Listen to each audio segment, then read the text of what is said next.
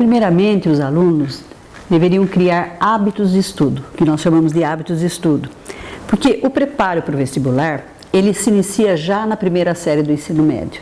Não adianta o aluno pensar, eu vou me preparar quando eu chegar lá na terceira série, né? E a primeira coisa que ele deve fazer, logo que ele comece, vamos dizer, a receber as disciplinas, enfim, as matérias específicas do ensino médio, é criar esses hábitos de estudo.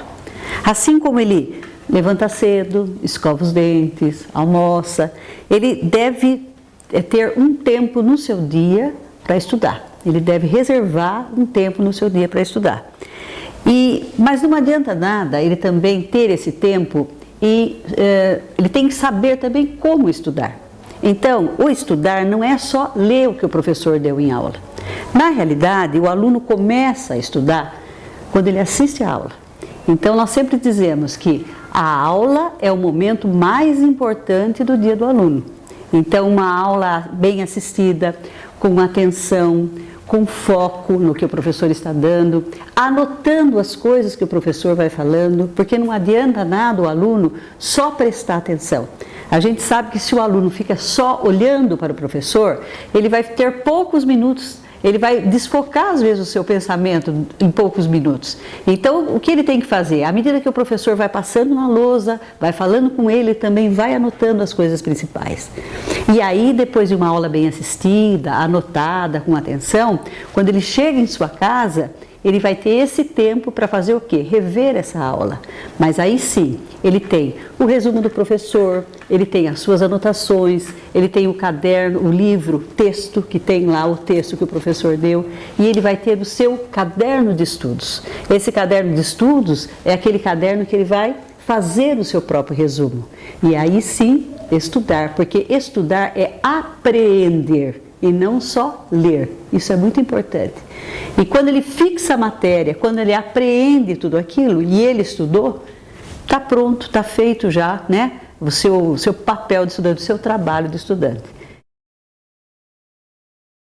Não adianta nada você ter bons professores, você ter um bom material, se você não é um bom estudante. Vamos dizer que realmente esse aluno tenha essa deficiência, você não tenha bons professores, você não tem um material bom de ensino, mas você tem que continuar a ser bom estudante. Então, o bom estudante, ele vai procurar buscar essas coisas também fora da escola. E onde ele vai buscar? Por exemplo, em bibliotecas com bons livros, num amigo, às vezes, que tenha o mesmo ideal, então ele vai até estudar junto com esse amigo, ele vai se apegar a esse amigo, quem sabe, né? E até eles fazerem uma dupla de estudos. Nas pessoas que ele conhece, às vezes, das suas amizades, ou às vezes da sua vizinhança, que tenha talvez um maior conhecimento, então buscar essas pessoas, né, para explicações que ele gostaria de ter. E também agora, né, no computador, porque a internet hoje oferece muitas dicas de vestibulares, muitos sites onde o aluno pode até fazer perguntas, obter respostas, né, num tempo às vezes até imediato, né. A parte emocional do aluno, ela é muito importante. Então, ao se aproximar às provas, naturalmente sempre bate um pouco de nervoso, né? Mas o nervosismo exagerado é que não pode acontecer, porque isso iria atrapalhar realmente, né? Então, às vezes até se torna prejudicial. Então, nos dias que antecedem a prova, você tem que continuar estudando normalmente. Então, continue estudando, mas sem exageros. Então, procure manter sempre aquele ritmo de estudo que eu falei, né? Aquele hábito do estudo. E na véspera da prova, isso é muito importante, abandone os livros. O que você estudou até agora tá bom, tá? Não queira estudar de última hora. Vou ver, quem sabe cai isso aí. Não, né? Abandone os livros. Na véspera, você tem que ter um dia que nós chamamos light. Ou seja, não se exceda em nada, nem na alimentação, nem vá, por exemplo, em baladas com amigos. Não faça do seu dia uma atividade que depois no outro dia você vai ter problema. Durma uma boa noite de sono, isso é muito importante, né? Porque no outro dia você tem que acordar cedo, você tem que enfrentar o vestibular e, portanto, você tem que estar, né, com o seu físico e o seu mental bem tranquilo, né? Na hora que ele estiver fazendo a prova, ele primeiro precisa pensar que ele tem um tempo de prova, mas desligue, né? Comece a fazer com tranquilidade. Quando, por exemplo, ele estiver fazendo a prova e numa pergunta ele de repente emperrar, não fique naquela questão, passe para da frente. Vá sempre assim, pensando que você, além de fazer a prova, você também tem o tempo da prova. Outra coisa importante também, vamos dizer que chegue uma questão que realmente ele não saiba. Não deixe nunca em branco. Você chute sempre naquela que você estiver mais próximo daquilo que você acha que é o certo. E também, assim, uma dica que todo vestibulando fala, né? A sua primeira opção que seja ela. Não volte para trás, porque às vezes se você voltar para trás e falar, acho que não é, deve ser essa outra, acho que não é a letra A, acho que é a letra B, normalmente você acaba errando. Isso aí às vezes é uma dica que eles dão para a gente também.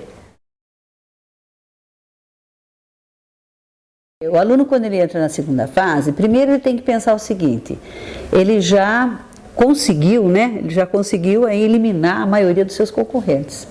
Porém, embora tenha ficado poucos concorrentes, são os mais fortes, né?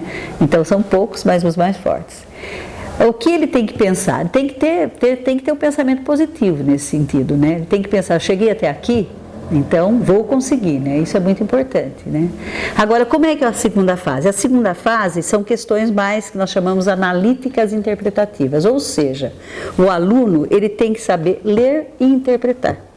Então ele tem que assim ter assim, uma paciência de ler bem a questão, de saber o que está se pedindo e que a resposta seja bem coerente à questão. Não é aquele encher linguiça que a gente fala, entendeu? Então, é essa a diferença da primeira fase e a segunda. Normalmente, o aluno tem que saber ler, interpretar e responder adequadamente aquilo realmente que se está querendo ou que se está pedindo. O que o aluno deve se perguntar? Primeiro, que tipo de universidade oferece, por exemplo, essa disciplina ou essa profissão que eu quero seguir? É uma universidade pública? É uma universidade privada? É uma universidade longe da minha casa, fica num outro estado, fica perto? É uma universidade, como é que ela é em termos de conceito? Às vezes você escolhe lá, farmácia. Tem universidades que vai dar enfoque a análises clínicas. Tem universidade que vai dar enfoque para a indústria. Então, o que realmente você quer dentro daquilo que você, né, escolheu? Então, tudo isso aí é você pesquisar muito e também se autoconhecer, para saber o que realmente você quer. Agora, essa questão de universidade pública ou não, hoje em dia, felizmente, né, a gente já tem muito boas universidades também particulares e que o aluno, através de bolsas, né, que ele consegue, você sabe que hoje nós temos, né, o ProUni, uma série de... ele também, né, não precisa fugir das universidades particulares, ele também até tem condições de fazer, né? Disciplina e estudo, né? Então, gente, sem disciplina e sem estudo, não adianta nada. Vocês, assim, essas duas são as duas palavrinhas mágicas que eu falo, para vocês terem sucesso. E isso aí não independe de qualquer coisa, independe de escola, independe de sistema de ensino, independe de professor, depende de vocês mesmos. Então é isso que eu dou a dica, né? Disciplina e estudo.